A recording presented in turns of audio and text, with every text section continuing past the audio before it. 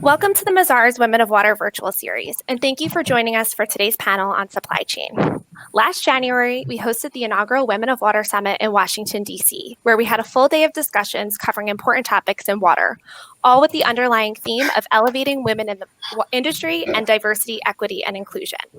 We look forward to our next live in-person event, but until then, we will carry the momentum from last January's summit into virtual panels as a way to stay connected and continue the conversation. If you missed our first session on mentorship, feel free to check out the recording on our website, which will be linked in the event chat box now.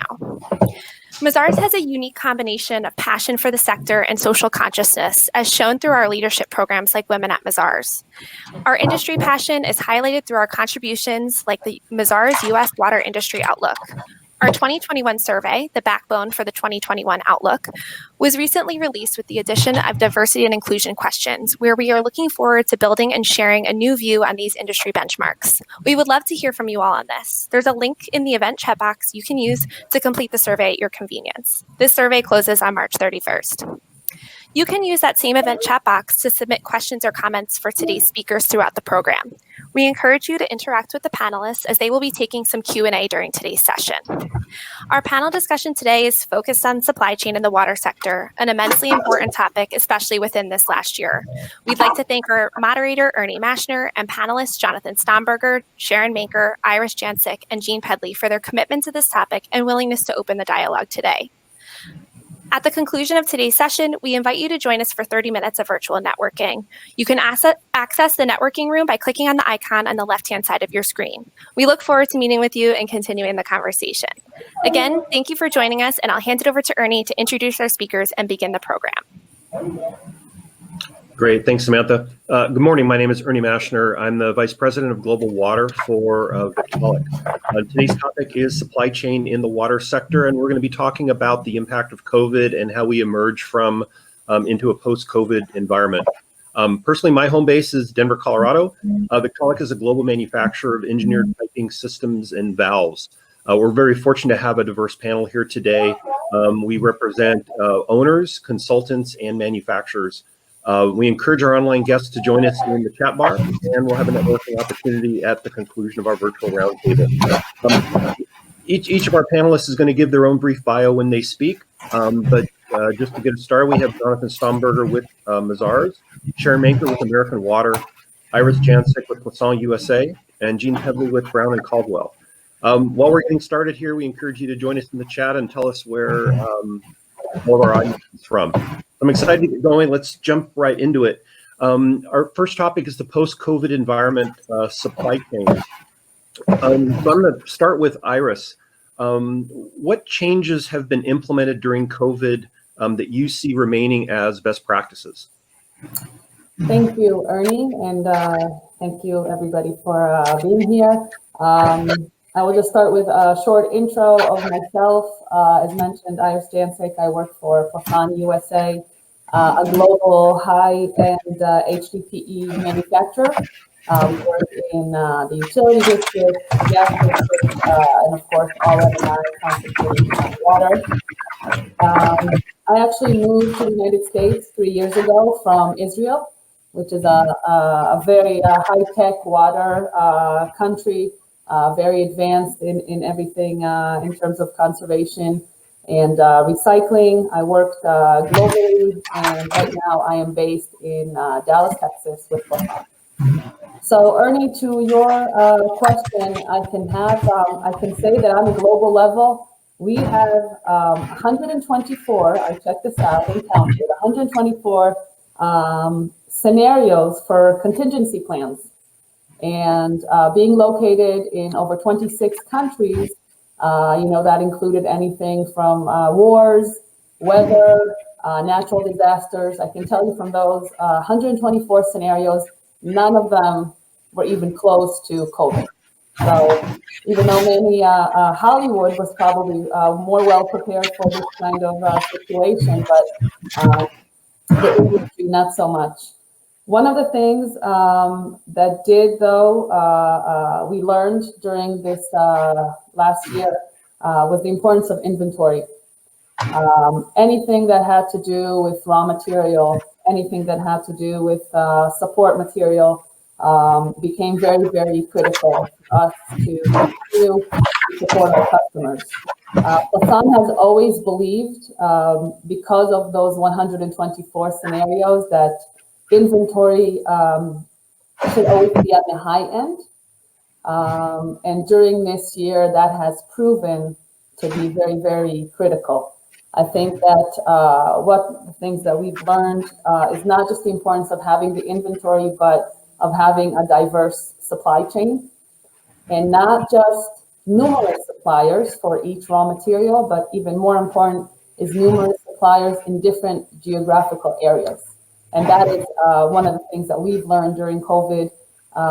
Even in a worldwide situation like this, different areas are affected differently, and making sure and maintaining supplier relationships within different countries definitely helped us to be more flexible and allow us to continue to support our customers.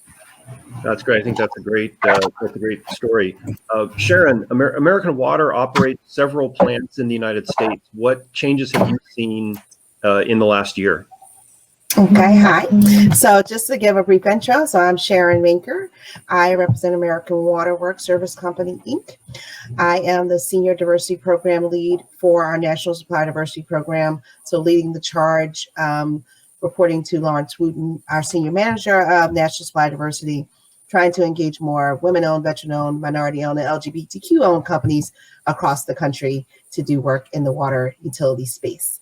So the changes that we've seen in our plants, we've noticed that we had to be resilient.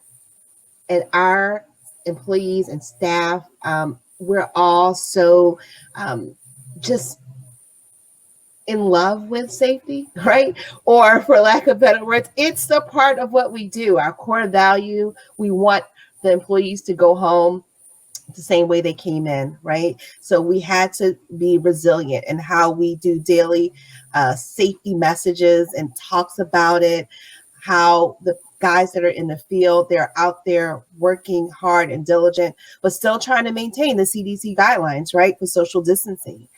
We even had to let people know in the areas where they're working, don't approach the field workers, because we're trying to make sure that they can adhere to those guidelines.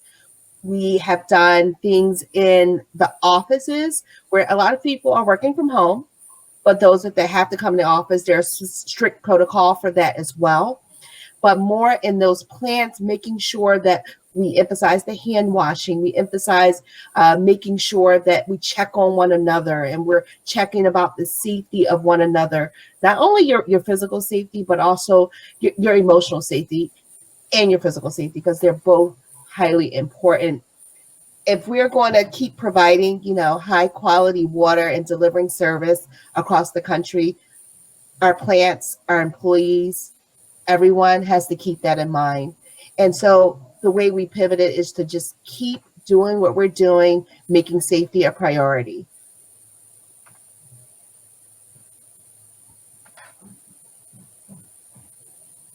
Me, you're on mute. You sound really good, though. I understood. Okay, who had that on their bingo card? Normally I'm better at that. I do. I'm going to win. I'm going to get you later. Uh-oh. Maybe we'll put $1 every time one of us starts talking when we're on mute, and we'll solve this crisis. We're adding a poll into the session chat and want our participants to respond about what activity has affected their own supply chain. So moving on with our panel, Jean, from the consultant side, how have your clients responded to contract procurement and resiliency requirements for your projects? So good morning, everybody. Jean Pedley from Brown and Caldwell. Quick introduction. I'm 20 plus years in the consulting, design, and construction business. Work for Brown and Caldwell now as a portfolio manager for our alternative delivery, any project where we are a design subcontractor under a prime contract, as well as helping lead sales anywhere in the private sector. So that's my role, Brown and Caldwell. But I will tell you, when COVID came down, obviously there's a lot of procurements in place, and through the procurement process for our clients is how they get capital improvement projects done. It's how they get their major maintenance projects done. And it's a pretty major pipeline of work back also into into our community. And at the time when COVID was shutting down, everyone was wanting to keep as many people working as could work, right? Just help, and to echo Sharon, safely, but also to help the financials of all the people that would have otherwise had to be sidelined. So we had a really big effort right out of the gate to go help our clients figure out how to continue to do their procurement processes in a safe and in virtual environment. And it was actually really amazing. There was a lot of great clients that were really adaptable. But we moved to doing virtual interviews, for example. We helped set up major platforms like this one or Teams or similar, so that the interviews could still take place, so that our clients could still feel comfortable with the teams they were picking. We did some drone flyovers for site walks, to be able to do a whole video of what a site walk would have conveyed to potential contractors, so they could still see it without having to be on site, without, as Sharon was saying, putting the workers that needed to work at the plant in close proximity with other people. We saw a lot of shift from proposals being provided in paper, which is still pretty common, to it all being virtual. Because not only did that help the people who were submitting the proposals, it helped the reviewers who are now working from home not have to go into an office to pick up a paper copy. And then there was actually, funny enough, a huge adoption of Teams. So Brown and Caldwell had already prided itself and had a corporate initiative to be a virtual company prior to the COVID event, which really helped us out a lot, because we weren't scrambling for a platform right out of the gate. But we also rolled that out and helped a lot of our clients understand the benefits of it, how to roll it out, how to deploy it. And I can honestly say about easily half of my clients now are also on Teams as well. And that's just a great collaborative environment. Not to plug Microsoft per se, but just it's a good virtual environment for collaboration, whatever program you use. I think a lot of us have learned all of the different tools that are available in the process. Thanks a lot. I think the next square on the bingo card is going to be a dog barking somewhere. So Jonathan, what responses to COVID and innovations have you seen specifically relative to logistics in the supply chain?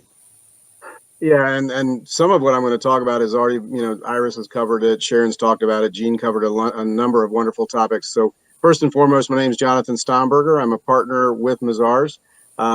Happy to be part of today's panel to listen and learn and share some of my experiences. I've been in the industry 30 years, working primarily in the supply chain space, in the transformation space. And to address, Ernie, your question, one of the things that I wanted to talk to was really not feeding off a little bit of what Jean said and what even Iris said as it related to both plans, technology, and really looking at new models, right? So innovation, as we looked at it during the pandemic, created a need for organizations to really rethink how logistics happen. And, as opposed to, and I'm not saying it happens in all of the water industry clients that we work with, but there's a global logistics play across the world that had to be rethought, really re-looked at in terms of, we're not going to be able to get product from China. We're not going to be able to get product from, overseas in the same way. And we actually had talked to a lot of clients about changing a little bit of that just-in-time mentality, where Iris talked about inventory being so key, looking at it from a local sourcing, near sourcing perspective, taking advantage of the technologies, not just the Teams type or the collaborative tool sets, but different ways to look at supply chain visibility. And technology is not always the answer, but it's oftentimes an approach that a lot of firms can get some better insight into as it starts to pay attention to where they decide they need to go next. And we all saw our clients, at least we did, and all of you that are in client settings, saw your business models change. The one element that I was really impressed with when I heard Iris mention it was the 124 plans. One of the areas that I would say that the innovation happened wasn't necessarily a planned innovation, it was a required innovation, and that is many organizations needed to really double down on their planning efforts. Ask any of us, show me your pandemic plan. Was there one?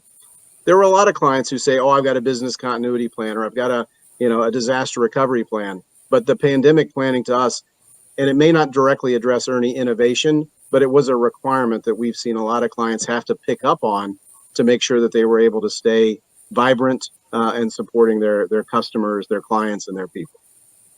Right, thanks. Our next topic is business resiliency and continuity. So staying with Jonathan, we've made a lot of changes in how office space was used during the pandemic, and in a lot of cases, it wasn't used at all. And a lot of talk about a new office environment after the pandemic. What are you seeing with your clients? Well, I'll tell you what we're seeing, by and large, and that is, and it isn't just happening now, but this whole concept of a work from anywhere concept. And we had some, in preparation for today's session, some really lively debate as it relates to the next kind of the session on how does that impact the workforce. But what we've actually been finding is that a lot of our clients are saying, and we've actually broken this myth, that you have to be on site to be productive. As consultants and as team members, there was always this, predisposed thinking from leadership that unless I can see you, you're not being productive. And we've actually seen the pandemic allow, whether it's through the use of Teams that Jean mentioned or other collaborative tools, or just the fact that people are able to really stay focused. We've seen the ability to dispel that rumor that you have to be in front of someone to see and be productive. And so that work from anywhere concept, while it started back in the 70s when oil production made it hard for folks to get gas to travel to their locations, it's continued to be reinforced. And I think the pandemic has put a real, strong position in place that working from anywhere can be done. We'll talk later, and I know Ernie, you're going to ask the question as it relates to the workforce. We'll talk about some of the challenges that happens. But what I'd also say is that many clients are now starting to think about space utilization and how do they take advantage of what available space that they now had that heretofore they wouldn't have. They would have been people in those spaces. What can they now do? Maybe back to Iris's point of inventory. But that's my response to your question. Thanks. So Iris, as a manufacturer, you cannot manufacture from anywhere, so to speak. You can't just open up a 3D printer and go to town. So how have the events of the last year affected your corporate mission and your strategy, if at all? I'm glad you asked that, and I was holding myself back while Jonathan was speaking, because it's very true that in terms of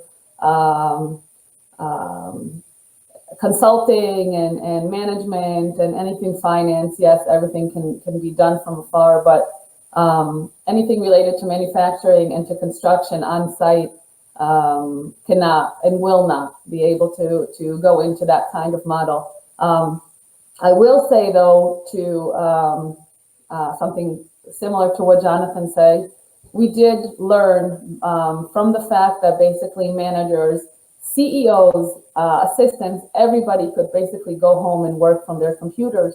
And all of a sudden, there's this group that was not necessarily, let's say, at the top of the food chain, has become the key to continuing to make revenue for the company. And that group were actually the workers that were inside the plant, and they needed their needs to be accommodated. And it wasn't just safety, but it actually became it came into play in much more basic needs, even more restrooms, more refrigerators, separated catering, specific areas where they can eat comfortably, social distance, and basically a lot of what we may have considered before, luxuries, but have become necessities to have these teams continue to work and not interrupt the business. I can say from our experience, again, being a global company and having subsidiaries all over the world, one of the things that we utilized was internal communication. And because this attacked, different countries and a little bit different timing, for instance, one of the things that Plasan Italy communicated to us and other subsidiaries was go out and buy cameras for your computers, because not necessarily everybody had one. And these were one of the items that became obsolete and almost impossible to buy, along with disinfecting spray and toilet paper, God forbid. So we actually had the upper hand on a lot of different tips that we got from our European subsidiaries to be able to shift to working at home more easily. But again, the key was not on how to get the corporates to be working on remotely, but how to get the plant to continue to work. And so our emphasis this year was really to make our facility, which started working 24/7 in order to allow for smaller crews. Not just for that, if a certain crew, a certain shift was infected or there was a fear of being infected, we didn't lose all our manpower. We had 2 more shifts that did not come in touch with them. Separate parking lots, separate, like I said, restroom, different facilities. So things that are very basic, but made a very, very big difference in the actual plan to continue to run. Great. I know Victaulic is a manufacturer as well, and we added 200,000 square feet of manufacturing capacity in the U.S., partially to accommodate, in the future when we lose our global supply chain capabilities of being able to, enhance what for us is our largest market. Great. So we're about ready to put up our next poll. For those, if you click on the event, you'll see in the center section we have polls. So we've got just a question of, how have your companies diversified your sourcing because of COVID? So moving on with business resiliency and continuity, Jean, what has the changing revenue stream done for your water district clients? Yeah, so that's actually I could talk for a long time on that one in particular, because it's an interesting impact, and the way it played out was actually a little bit of a yin and a yang for different clients. What a lot of our clients didn't necessarily predict would happen with COVID-19 and the shift of everybody out of the industrial and the commercial, more of the commercial buildings back to their homes, was the decrease in revenue that would come in, because usually commercial and industrial customers pay higher rates than homeowners do. And so they actually saw a pretty significant decrease in their revenues, in the, not necessarily the use of water, but how much they were getting paid for that water.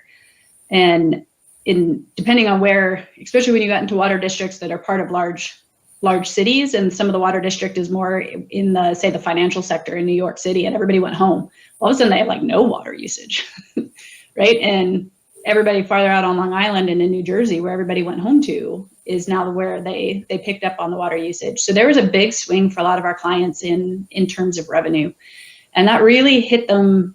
And then the other one would be anybody who is a common fund from a municipal, get funded out of general funds because tax revenues are way down.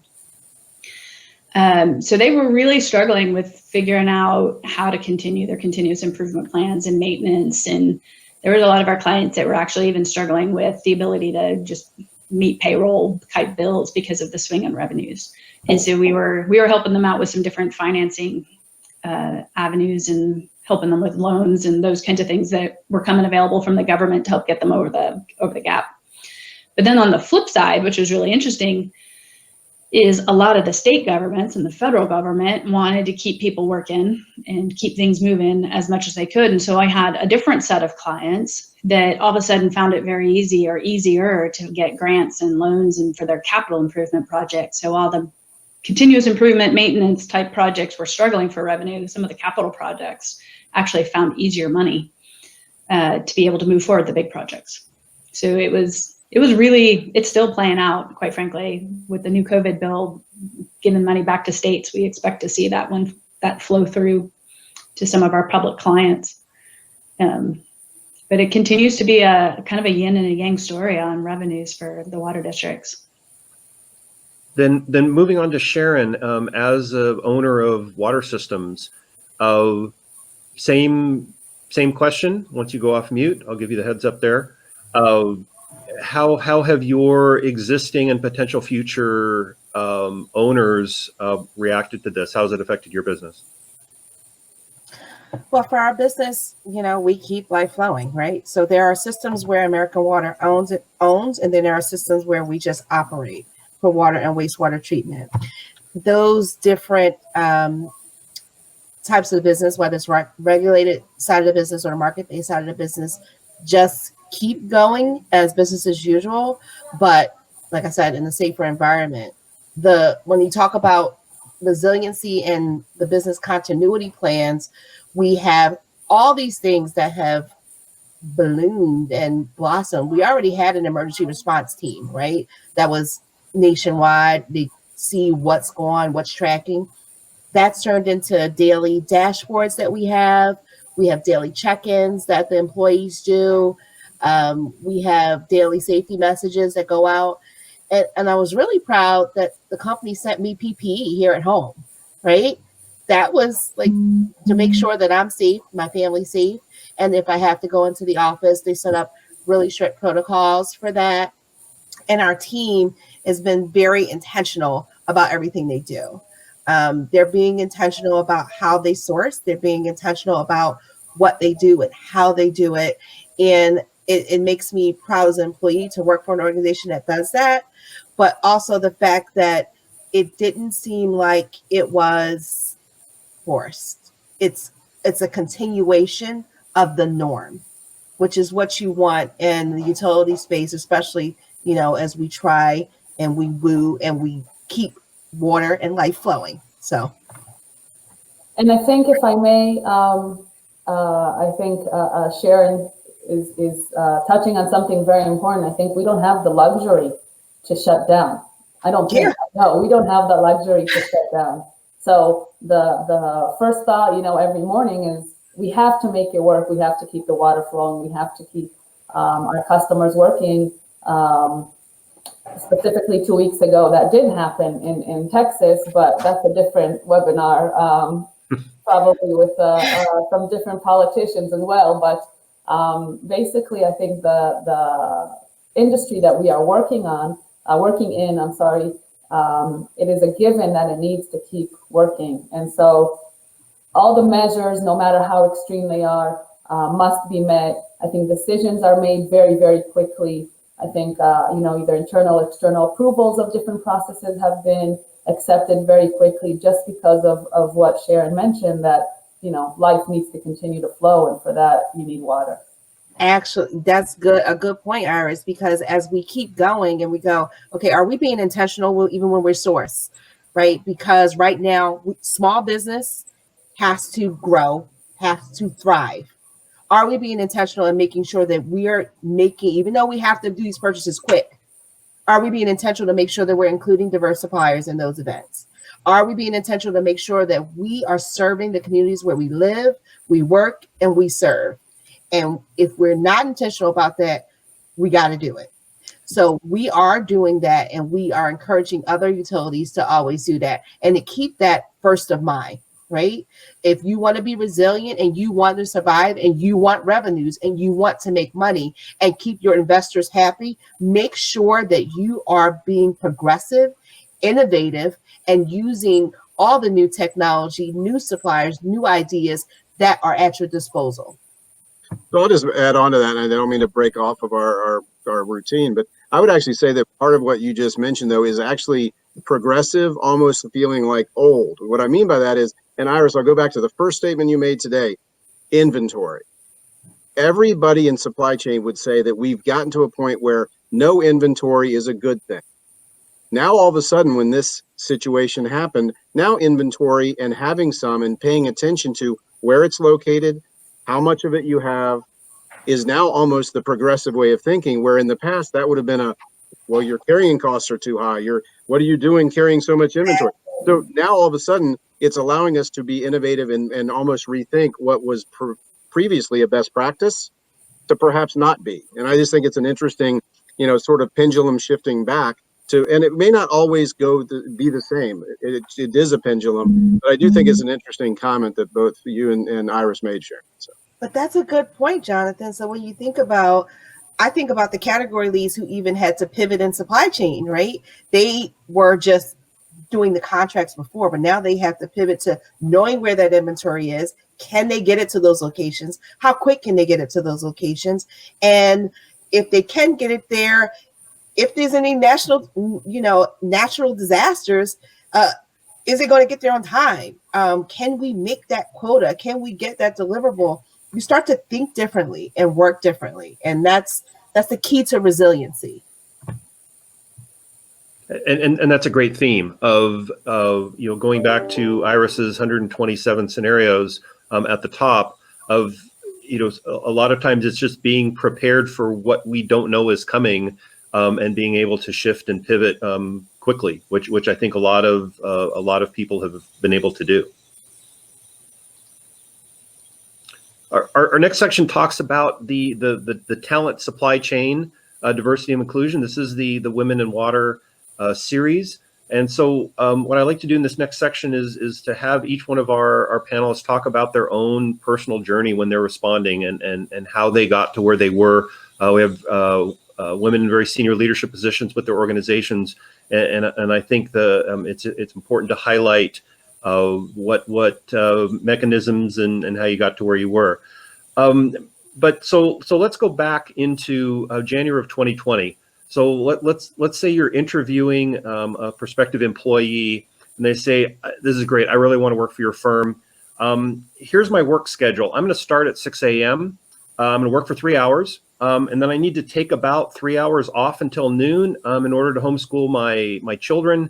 And then in the afternoon, I'm going to kind of be off and on for most of the rest of the day while my partner and I, juggle the kids and juggle the household chores." And a year ago, would we have hired this person, Sharon? How has corporate management shifted their I'll even say old school thinking about scenarios like this?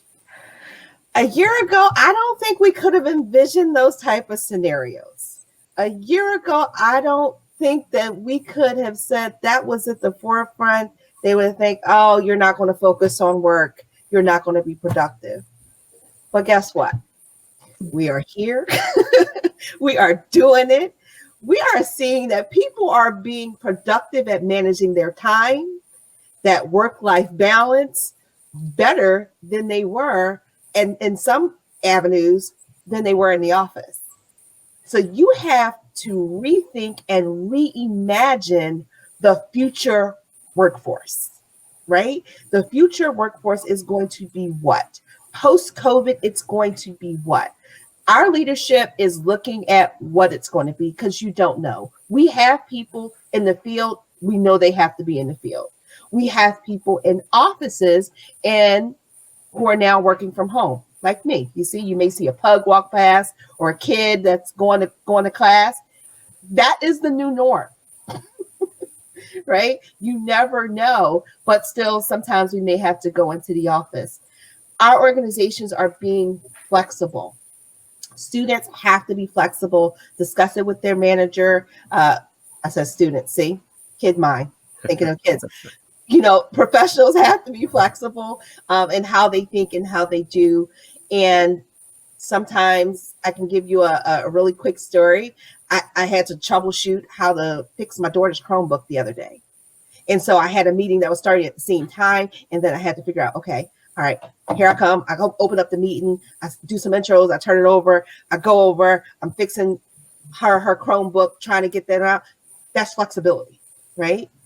I let my manager know this is the scenario. This is what's going on. But I'm able to work through those issues. And we have to be able to be adaptable and to change, because you are not going to have the same thing day in and day out as we have seen in this COVID era. You can walk in with one plan for the day. I'm going to do this. I have this checklist. I'm going to get these 10 things done.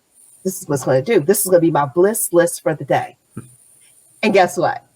You may get 2 things done on that list. Are you going to be able to accept that you got those 2 things done, but you did them well? It's not about quantity. It's about quality. And the quality of work that is being put out is exemplary across the nation, that people are excelling because they're more thoughtful about what they want to put their time and energy into. Every moment is about a moment that the company has invested in me.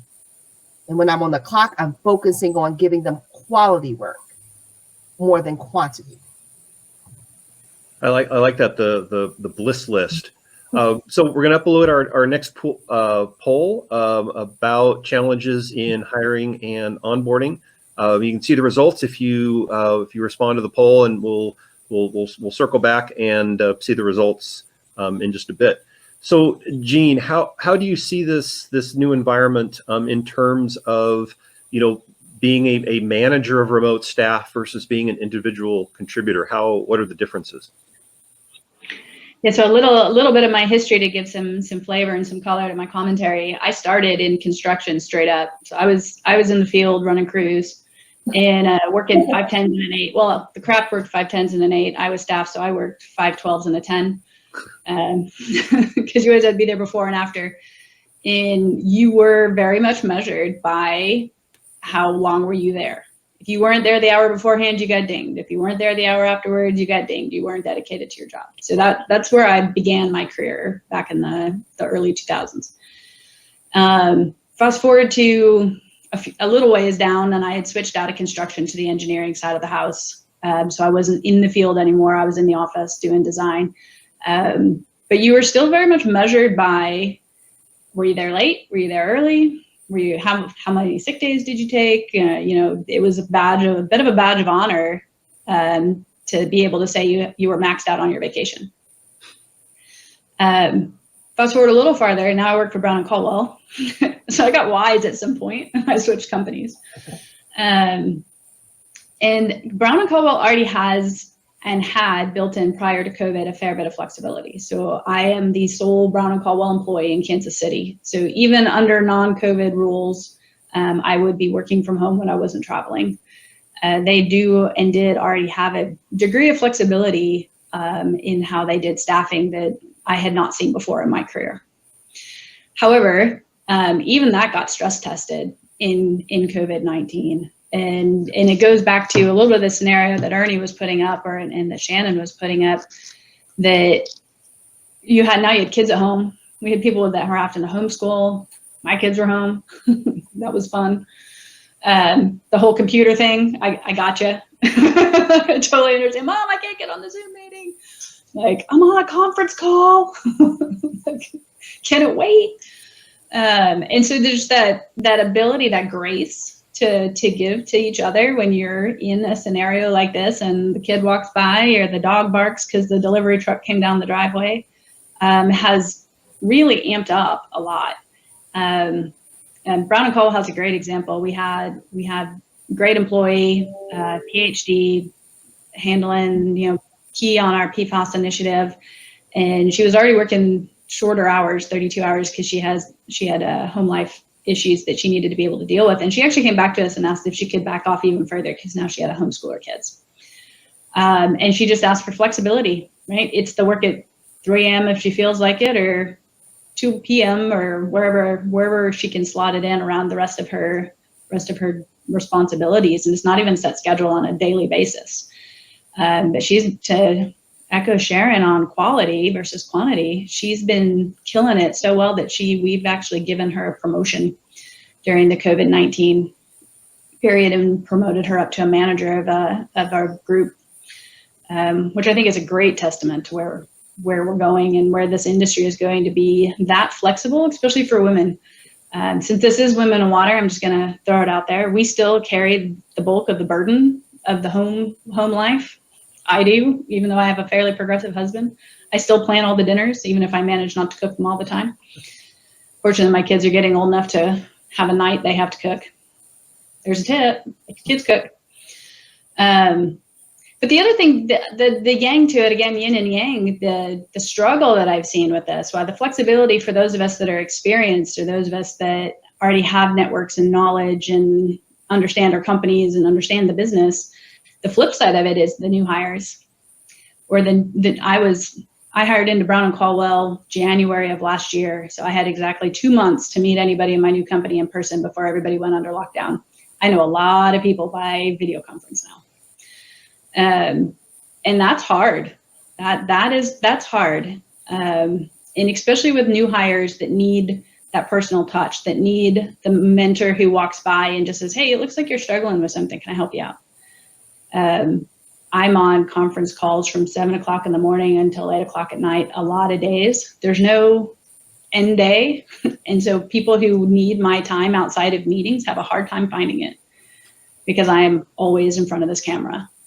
I think that's some of the dark side of this new flexibility, of this new work from home. The boundaries of time, the division between work and home are gray, and they're gray in a good way and they're gray in a bad way. I was like, my California projects expect me to still be available at 8 o'clock at night to be on a call because it's not 8 o'clock for them. And so I think there's some balancing, and I don't know that we've, the pendulum is swinging, right? We had, by force of COVID-19, we swung really far to work from home and be flexible and, and still try and get your work done and balance the crazy that the world went into. And I think a lot of it is really good and healthy. But I think we have the dark side to figure out, honestly, the overwork, the never turn it off, the how do you mentor, how do you build a sense of team, a personal team where you feel a personal connection to your company when you never see anybody in person. So I don't know, that's to me, that's kind of the darker side that I think in this next year is what we're going to have to figure out. Wow, those are great observations. Then, Jonathan, you at Mazars, you touch a lot of different companies. Who do you think gets impacted the most in a remote environment in an organization? Oh, I have a hard time following up the dark side comment being next. And in case no one realizes, I'm not a woman, but I'm happy to be on the Woman of Water panel. But I'll continue on, and I'm smiling. I'm just joking. But I would actually tell you, Jean hit on something that I wanted to make sure we do spend some time on. That is, new joiners are the ones that are going to be affected most.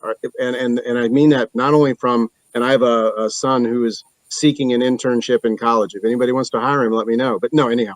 But trying to get internships, trying to get new hires, graduates from college onboarded into a culture, and it doesn't happen. When I say new joiners, I don't just mean those college kids. I mean, folks, just like Jean said, when she was new to the company, how do you really embrace and become part of an organization? Zoom can only exude so much culture. And so I do think when we're looking at this, our clients and our firm in general or specific, we've had to focus on what are those approaches that allow new folks and new joiners to really become part of the team, whether that's one-on-one coaching and mentoring that happens offline, whether that's the typical Zoom happy hour. And maybe not all of us are into that kind of model, but the whole interaction as a group, there's work and then there's ways to build relationships. So, when you ask the question, to me, my clients are all saying, how do we create a sense of community? And Zoom is a community setting or team. Sorry, I'm also not trying to point on one or the other, but these types of tools allow us to have interaction. And to tell you the truth, one of the things that has been the biggest thing for us is making sure that video is on. You start to lose connections with folks when you see their name or you see their picture, but you don't know, are they connected? Are they doing the Chromebook fix in the background? Which is fine. That flexibility is needed, but it's also a sign when folks aren't engaged, and we need to make sure we're paying attention to that. So just some things we've picked up on in terms of ways to ensure that we're creating a sense of community, building a sense of values and culture when we can. But I do think that dark side that Jean references is something we're going to have to pay attention to in this next year, because we're going to start to see, again, the pendulum shift back to some travel, some abilities for companies that are only going remote, and maybe none of ours on the call are. That's a real challenge.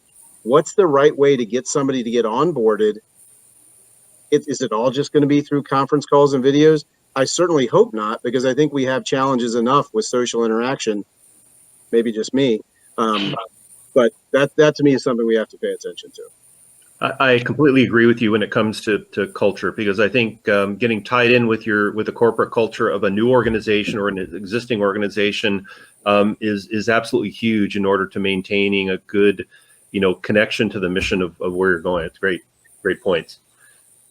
So, Iris, before I ask you what we're going to miss about some of the old ways, I know you have a pretty unique story, and most people can tell by your accent that you are not a native Texan. If you could share a bit of your story and then, talk about what we might miss going forward. Yes, thank you. I am originally from Israel. Israel is very progressive in a lot of different fields like water, security, but not so much in others. I actually grew up in Connecticut and then went back to join the Air Force in Israel. And all I remember, I too started in construction, and it is, like Jean said, very much sunrise to sunset type of setting. And I did go study civil engineering. I was one of 3 girls in my class. It was then quite unique. Sorry, how many? Well, okay, so you're familiar with the numbers, and then I was one of 4. Okay. So on site, I was always the only female, assumed, of course, that I'm the either the coffee maker or the note taker. The hard hat, the hard shoes didn't always give that impression that no, I'm not there to make coffee. I am, though, very lucky that I had very supporting and very progressive male bosses. And so I was pushed and motivated to go forward. And I did enjoy working on site for quite a few years. I stopped when I was pregnant with my second child, 8 months pregnant, having to go down into a 20-foot ditch. And I said, okay, I'm done. I'm done. And I don't call it recognizing my limitations because, I'm making a life. And so I can't say going into a ditch is a limitation, but that is when I kind of decided to go into the other side of the business. And I did grow in management positions and was able to use my on-site experience in other fields. I do want to, though, talk about some of the things that were said here. First of all, as Women of Water, I don't think that we are the platform to be talking about flexibility and balance, because I think we do that anyway, way past COVID. I don't think that is something that is new to women, to mothers, to household managers. So I think, if anything, this has been a little bit easier for us, not necessarily having the kids at home, but the need to actually be spread out all over. I don't think it's something new, and I see Sharon and Jean nodding, so I know I'm not alone. But not everybody, and this is not male-female separation, but not everybody is like that. Not everybody knows how to manage their time. Not everybody is able not to get distracted in a home setting. And I think it has not been very easy to a lot of people. I personally don't like it. I don't enjoy it. True story from this morning, my 4-year-old, who by the way is quarantined from school because she was exposed to a child, asked me this morning, she said, why do you have that on? Why do you look like this? Because she's so used to sweatpants and she's so used to, a different mom. And I said, hopefully this will be back soon, and this is your mother soon. And this also relates to what Ernie said. I have given so many presentations to black screens. And it is very discouraging because you don't know if they're on their phones. You don't know if they're feeling your jokes, if they're nodding in what you're saying, if they're interested, if they want you to talk about something in particular. And it's quite discouraging. So I have not enjoyed that aspect. I have not enjoyed that flexibility. I want to go to the office. I want to travel. I want to meet people face to face. I think it's much more productive. I will say, though, on the quantity quality issue, so we're a manufacturer. What we deal with is the bottom line. And maybe this is not a popular thing to say, but it's the cash, it's the bottom line. And kind of to contradict a little bit what I just said, but as a manager, I'm very result driven. And even before COVID, I don't care how you get it done. And I did not need, and I do not need my people. Hopefully they're not on this webinar and they're not watching. I don't need them available 24/7. I need the results. I need to see the numbers, and I don't care how you do it. Of course, not killing yourself doing it, but I don't care if it's, you take your 2-hour lunch break to teach your children or whatever. That was never an issue for me before, and not now either. The new hires, I agree with Jonathan. I think they're the most affected. I think the employers also have a big challenge in trying to find the right people to build trust. We talked about flexibility and working from home, but if there's a new employee and you don't know anything about him, you haven't sat face to face with him or her, I think it's very hard to build a personal relationship with colleagues. And I think it's personally, I have put off hiring, even though I need more people, especially now that the market is opening up again. And just the talk of vaccine and so forth has definitely got things moving again. I'm putting it off until I can travel and meet them and train them and travel with them to see customers and to see potential clients. I just don't trust the two-dimensional interview process. I would echo in that I think what we've lost in the last year, and I think it's a topic for another day, of the multitasking is a myth. And I promise, Iris, I will never give you a black screen. It's the, ultimately we are a people business, and whether it's everybody that's on this panel, we deal with customers, we deal with clients, and the best way that we do it is face to face. It's hard to it's those extra conversations of the extra 5 minutes at the end of a meeting of just comparing whether it's talking about our kids or our outside hobbies or our Pelotons, as we found with this group. It's that extra little personal connection that we lose when we start Zoom / Teams / Blue Jeans / covering all the vendors here. We start our calls at the top of the hour, we end them at the bottom of the hour, then we start a new one at the bottom of the hour, and we lose all that extra. That's such a, I think that's a special part of our industry, because we have a great industry and we have great people that are part of it. So moving on into our last segment, we just posted our last poll of whether or not we're going to return as we did before. So it's just kind of an open topic here. We've all had different experiences in the last year. What do we see for the future? I'll kick it off with Iris. Let you continue. I think that on most topics we are going to go back. I think it's the natural way to do it. I think, like you said, in our industry, it's a people industry. It's not high tech. We're not selling software. We're not writing software. It's very much a people-oriented business, especially since our end clients are the people, the utilities, the infrastructure. So I think that as soon as, and maybe even too soon, but I think that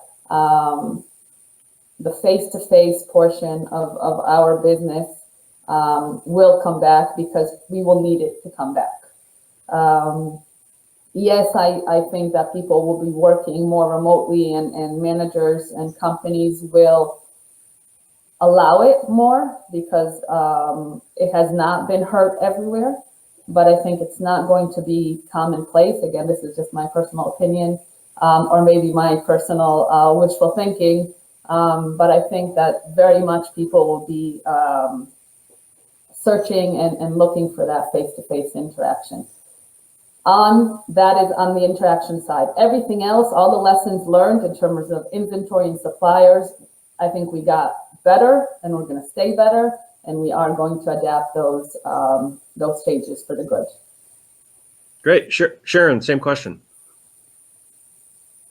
Yeah, I think everything is going to be adapted, right? We're going to have to adapt to the new surroundings. And I just wanted to speak on something you said, Iris, and also Jonathan, on the face-to-face, especially the new people. So I immediately thought and totally forgot about this. So like a month or two ago, our CPO actually we had a virtual like game night. No work. We were just playing. And we did like a murder mystery thing. And it put people in different groups that never met each other across the country, but had just started. But you got to build relationships and learn about them and learn how they think on their feet or wanted to deal with this crazy scenario. But it added a fun aspect to it, right? How can we make work fun? We don't know. We know eventually we're going to go back to the building. We know that. The face-to-face is going to be imperative, especially for some different types of negotiation and so on and so forth. And it could vary from location to location. But the thing is, we just gotta be flexible. If people need to work from home because their kids are still doing virtual school and have to pivot, employers are going to and are continuing to, allow that to happen so that we could take care of it. And then you go about the onboarding, right? That onboarding and that culture aspect. That culture aspect is so important because you want to introduce people into how you do business and how you do business other than other companies. And that's all your culture. It's your way of doing it, your way of your lingo. Like I always say, American Water has its own lingo. You have to learn it and you have to learn the narrative. It's different than supply chain somewhere else. So you have to get people used to those things. And even people who have been seasoned with the company, you got to be willing to reach out, right, to new people. Hey, let's just have a one-on-one. Let's sit and have coffee and talk, right? Hey, let me tell you about what I do or how I do. And our department, we've had some new people start over the last few weeks. We set up times where we can just talk one-on-one. Hey, ask me whatever. Tell me what you're going to be doing for the company. I'll tell you what I do. Let's see how we can intermingle that. Maybe we tie, maybe we don't, but maybe you have questions that you were afraid to ask someone else that you can ask me, right? And that's for all departments and all walks of life. So the flexibility is going to continue to be there, that knowing that you still may have to go in the building is still going to be there, but also it's always like quality over quantity. That's been the model that I have put into my mind. I want to give you quality work. I want to make sure that every penny that you invest in me through my salary or through what I'm doing is worthwhile and that you're getting the most out of it. So being that thoughtful thinker, actively listening to what people actually need and what they actually want is different than just giving out and doling out tasks that are filling up busy work. So be flexible and the businesses can be resilient and have continuity. Right, I agree completely. Jean, what do you think? So I'm going to start sounding like a broken record, echoing Iris and Sharon. I tend to agree with Iris, though. While I was excited to get to work from home some of the time, I was not intending all the time, and I'm over it. Like, I'm ready to travel Well said. and see my clients face to face, see my coworkers face to face. There's a personal touch there that I think the first 6 months we're all like, yay, we get to work from home. We always thought this would be great. And then after 6 months, we're like, no, this, okay, too. I was stretching it, Iris. I'm with you. I'm honest. I was over it really quick. But I think in general, like I saw an evolution through various companies that I either know via friends or that I work with in various regards. Like there was an excitement for the work from home. And then about 6 months or so in, all the conversations around, hey, my company needs less floor space because we can rotate share, or we just are going to have more people work from home so we don't have to have a desk for everybody. Like all those conversations ended and you didn't hear them anymore because I think everybody started recognizing the lack of the personal interaction. And so most of what I'm hearing now is exactly, Sharon, what you were saying, is that, you're going to go back into the office. It's like my husband worked for Burns & McDonald, and they're requiring everybody to go back because they think that's critical to their culture. And so there's they're going to go back to pre-COVID as soon as they can. And they're actually, I think they're at 80% occupancy right now, as a matter of fact. I do think, though, that we have dispelled the myth of the fact that flexible work hours and working from home and all of that stuff means that you're not effective. And I think we as women overall, because we're the ones that need that more often at certain life stages, I think we're going to benefit from that, in that our companies as a whole are going to be more willing to be flexible in those life stages and those time periods when people need it. And when I mean people, I mean everybody. I think guys are they need it too, right? They've got aging parents and they've got a lot of the same things we do. I think that's going to be a long-lasting change that's really beneficial to the workplace. That now when you need that flexibility, even if we don't want it, Iris, it's hard. It's going to be harder for our employers to say no, because we've proved that this last year that it'll work. So I think we're going to swing back pretty darn close to where we were before, but I think we're going to maintain and retain the ability to ask for flexibility and get it when we need it. Agreed. And I think you raise a good point about life stage as kind of a catch-all, to add to the diversity component. There's, diversity can mean a lot of different things. John, we've reached the top of the hour. I'm going to give Jonathan the last word before we move into networking. And if you can top any one of our other panelists, go for it. I have nothing more to say other than I believe flexibility must not be a catchphrase. And I think that what we are going to have to see is that flexibility gender neutral statement, whether it's women or male, must be in effect. My point being, it's great to talk about flexibility when we had to do it because we were in a COVID situation. Now, if somebody, what was the example, Ernie? I need to have 3 hours off to do homeschooling. Well, what's going to be the situation now when we go back to an office situation? How do we then maintain some levels of that flexibility? I don't want to be a downer or a negative person in this conversation, but I do look at it and say, we can't let flexibility just be a nice catchphrase. It's got to stay in effect, because that is going to be the only way that we're going to be able to see some of those myths stay dispelled. So thank you all for being part of this panel. Thank you all for allowing me to be an interloper into the Women of Water. And I think we're moving on to networking. I can't top anything that Sharon, Iris, or Jean said. Great, thanks. As your co-interloper here, we have a question from Mary Jane in chat. Mary Jane, I encourage you to meet with us in networking. If we didn't quite answer your question, you had a bit of a broad question, and hopefully we answered that along the way. You can access the networking by clicking on the networking icon on the left side of your screen. Thanks again, everybody, for your participation. Wherever you are, please stay safe. Thanks a lot.